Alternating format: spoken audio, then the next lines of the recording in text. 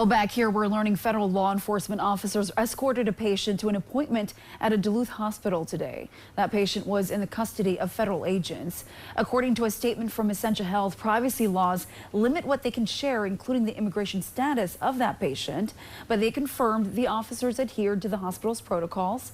Essentia leaders say this applies to all interactions with law enforcement to ensure the health and safety of patients, staff, and visitors. Essentia staff say ICE is not currently on their campus tonight.